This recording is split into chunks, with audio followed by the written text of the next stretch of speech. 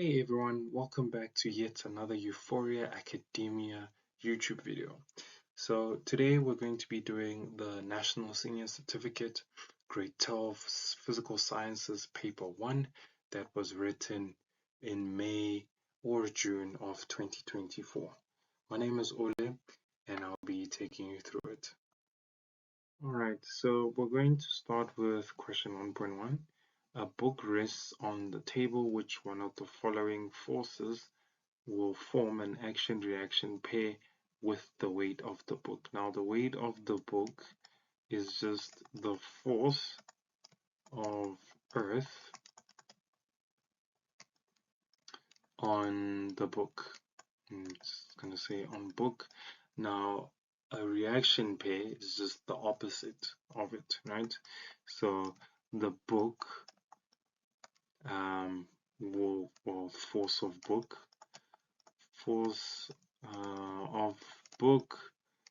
on Earth.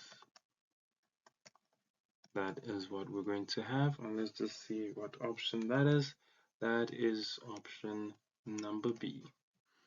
All right, the second question reads, a person is standing on a bathroom scale in a moving lift.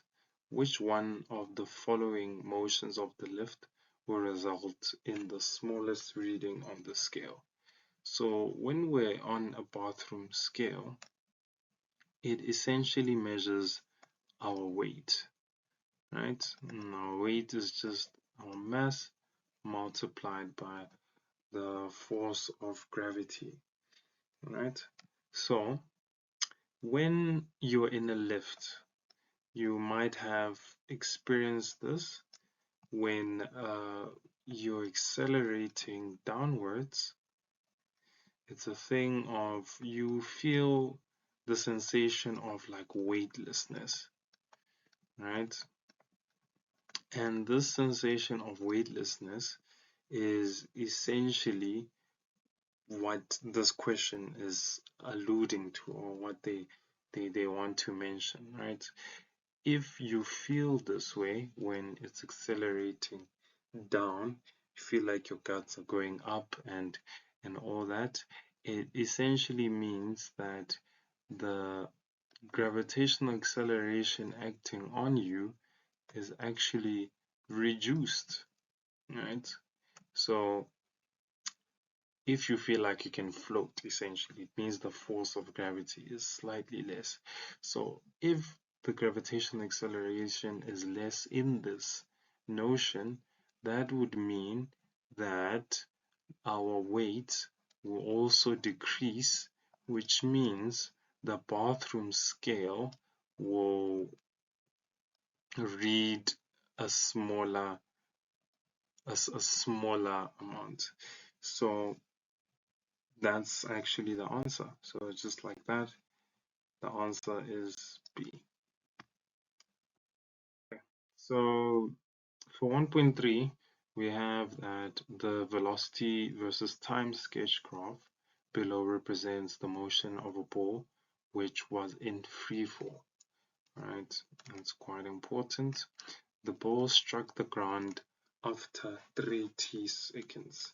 Now they're asking us which one of the following statements is correct. Let's just look at the graph and just answer the question from there. All right, so the initial velocity is negative, and then at some point t, it then switches over. The velocity now starts becoming positive. Right, so that essentially means that there was a change of direction at some point. All right, and if you're on the ground, think of the ball being launched from the ground, and then it's going, you launch it up and then it comes back down to that point. We essentially going to have an initial velocity being equal to final velocity. So that VF should be equal to that VI if it starts at the ground, right? But this is not the case. These are not the same, as in it striking the ground after 3 seconds, it's not equal to what we started with, right? So it can't be starting at the ground. But another option is if we're at some high point and the ball is launched and then it will pass the point where it's going to be equal, then it's gonna hit the ground. That's essentially the other situation that we're going to have, because if we're going up, that could be deemed the negative velocity if you deem up as negative, and then coming down is positive in that case. So that will be exactly this situation. And at time t, where velocity is equal to 0, that will be that point there, and then it will it will grow all the way. So maybe the polar opposite of vi was somewhere here. Maybe that's where it passed it, and then it's going to reach some vf when it strikes the ground at 3t seconds. So our answer is C, thrown vertically upwards from a height above the ground. Alright, the vector diagram below shows the initial momentum, the final momentum, and the change in momentum, delta P, for a car that moved on a straight horizontal road. Right, so what we can tell is that our initial momentum, our mv for this guy, is quite high, and then we have P2, which is our final momentum, being a lot less, well, a lot less, but less than our initial one. And the change is in the negative, not because we are moving in the negative, but because the final momentum is lower, right? So it applies a sort of change in momentum in the negative, meaning we reduce. Change in the negative means subtraction, lower. It means our final one is lower than that other one. So don't get confused by the change in direction there. So which one of the following sketch graphs correctly shows the momentum of the car for the time the car moved on the road? Well, we can see that as A, right? Because that will be our P initial, which is higher, and then our PF will be that point there because it's lower, but it's still in the same direction. It's just a lower amount. So our answer will be A.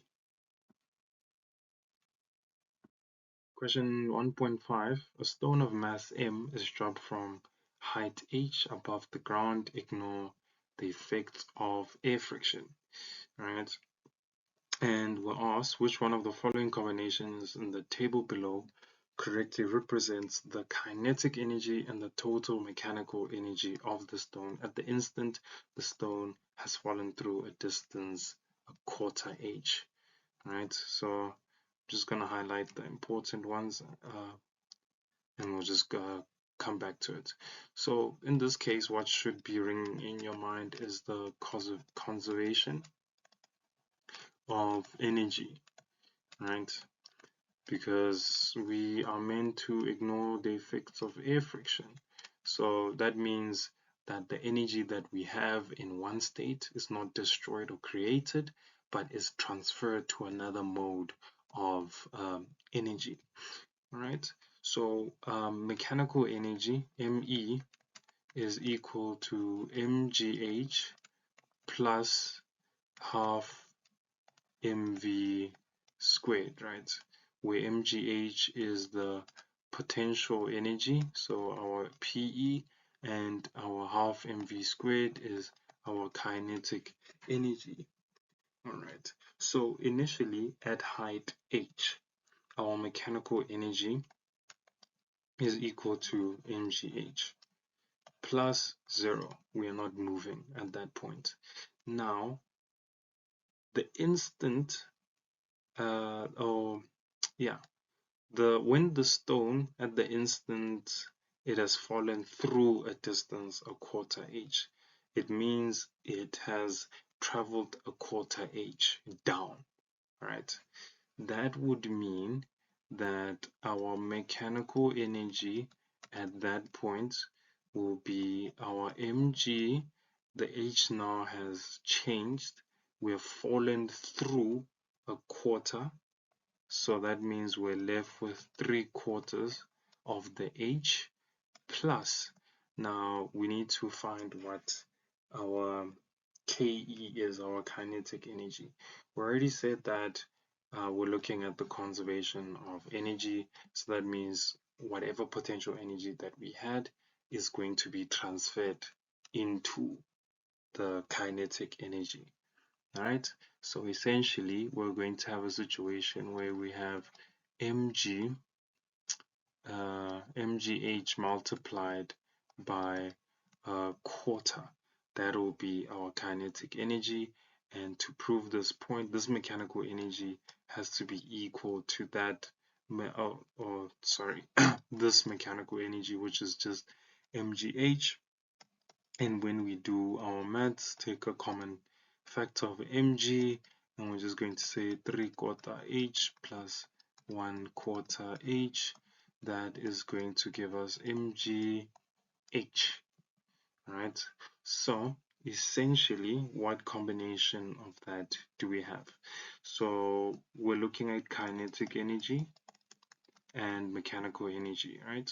So our kinetic energy is equal to a quarter mgh, and our mechanical energy when we've fallen through a distance of a quarter h is always going to be equal to what we started with because of the conservation of energy.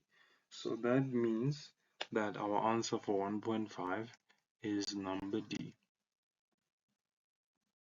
So now for the main part of the question, which is question 2. Where it's only worth 15 marks. It goes from 2.1 to 2.3.2. So let's start with it. Start with understanding what is going on. So we have a block of 4.1 kilograms, and it is connected to the block there of 2.3 kilograms, and it is connected via a light inextensible string, which means it doesn't compress, it doesn't decompress, and it's just a matter of connecting these blocks. So one movement of block A will translate into a movement of block B, one movement of block B, as well as because we're told that this pulley here is frictionless. Right, so block A is at rest on a rough horizontal table that tells us that we have friction, and block B hangs vertically as shown. A force F of magnitude 49 newtons is applied on block A at an angle of 50 degrees to the horizontal, causing block A to accelerate to the left from rest along the table. So our Fk, or our frictional force, is actually Fk because we have movement, right? So that's going to be equal to mu k multiplied by n. Now the coefficient of kinetic friction between the surface of the table and the block A is 0.35. See? So that reaffirms the point that we have. Now this force of 49 newtons is applied at an angle, which means we have an x component and we have a y component of this force. So just pay attention to that. Right, for question 2.1, we're asked to state Newton's second law of motion in words. Now I'm not going to write it down, but you should know that F is equal to ma, and what it basically means in words is that the force of how should I write this? Uh, yeah, just know the definition, right? So just know that this force is directly proportional to the acceleration, right, of a mass, as well as it is um, indirectly proportional to the mass. So you just have to put that into words and you should get your marks. Okay, so question 2.2 is asking us to draw labeled free body diagram showing all the forces acting on block A. Right, at this point this should be quite easy for you guys. So unfortunately I can't just do a dot, but just think of that as a solid dot with no scratchies. So looking at block A, well, we know that we have that force F acting at that angle, and this thing is already moving.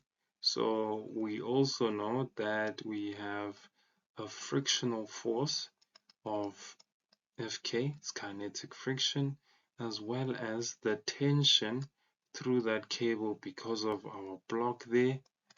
So tension T, and then it said all the forces, and we have the weight acting on it. We'll just call it Fg, force due to gravity, and then we will also have the normal force acting on the block A. And that's your free body diagram.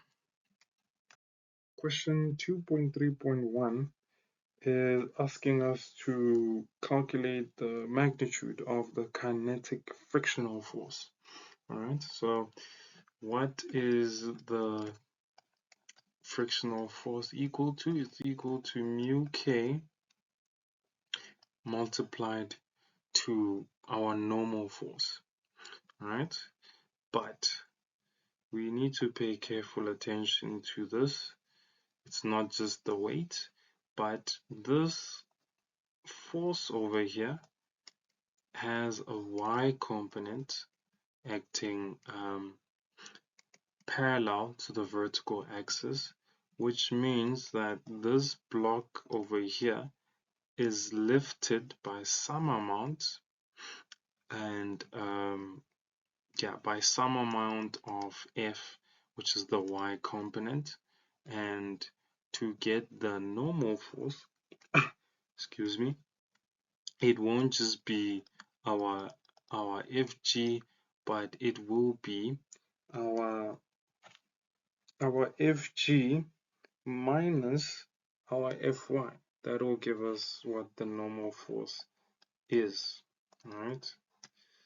Because this thing, the normal force essentially is the reaction of us pressing this block on this rough table. So if it's lifted a bit, we're not pressing as hard. So that means we have to subtract that Fy. So let us do that. Fk will essentially be equal to our mu k multiplied to Fg minus our Fy. Now let's just substitute what we have. We're told that our mu k is 0.35 and our Fg is just our mass multiplied by the gravitational acceleration, which is 4.1 multiplied by 9.8, and that is going to be subtracted by 49 sine 50. That's the y component of our force F, and that is going to give us a result of 0.93 newtons. That's our frictional force. Alright, so for the final question, which is question 2.3.2, we are asked to calculate the magnitude of the acceleration of block A by applying Newton's second law to each block separately. Okay, they even tell us what to do. Alright, but for some questions they will just say find the acceleration of block A. Right, so let us first start with the simpler one. So for block B, we have a situation. How does the free body diagram look? Well, we have our block there, and the force pointing downwards is our force of gravity, and then up there will be our tension. Now, it's very important to understand which directions you're going to use. So I like thinking of it as if we're accelerating in one way, if there's a net acceleration in one way, which is where the object is going, then that will indicate which direction should be positive for our tension.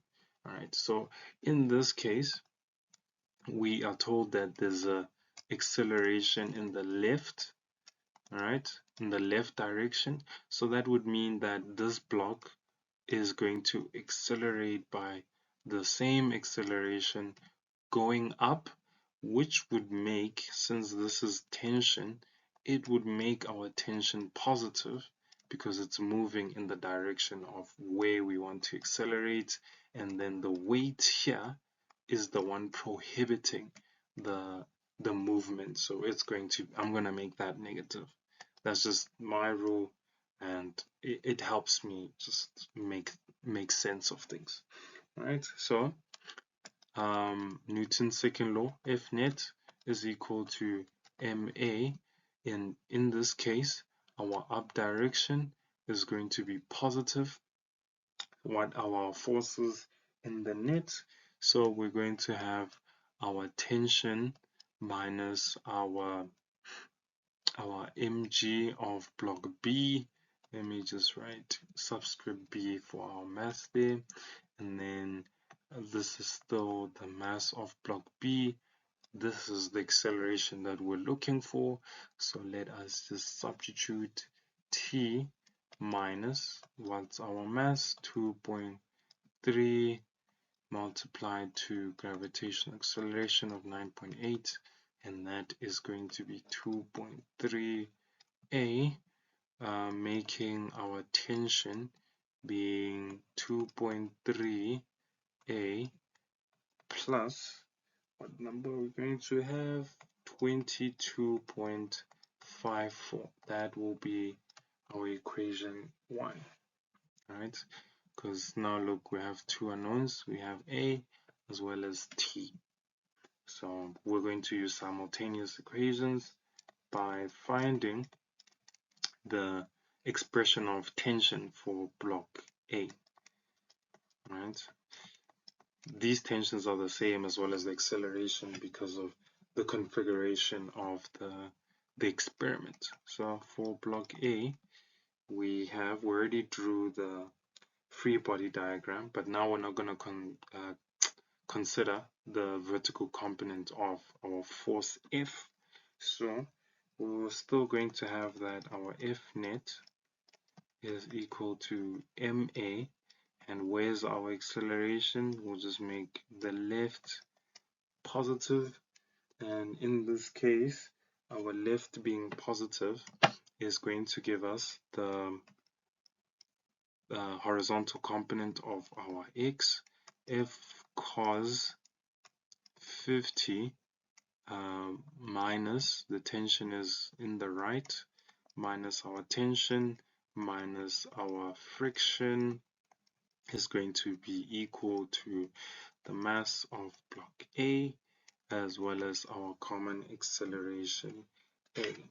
Right, so now let's just do some substitution where we're going to have 49 cos 50 minus our t minus our 0.93 newtons of the frictional force is equal to our 4.1 A, and after some mathematics we're going to see that our T is equal to 30.567 minus our 4.1a, and that is going to be equation 2.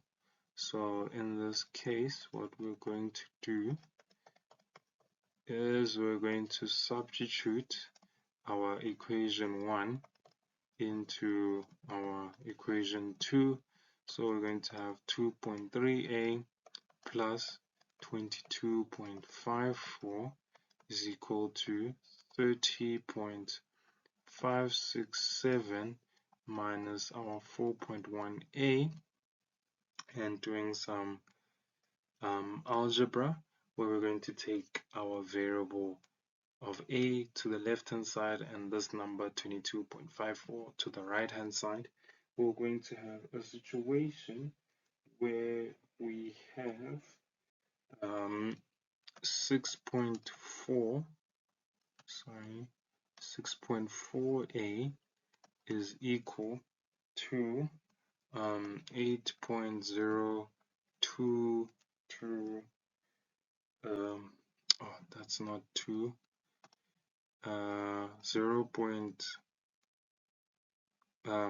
8.02 is that, yeah, 266, and our A is going to give us an answer of 1.25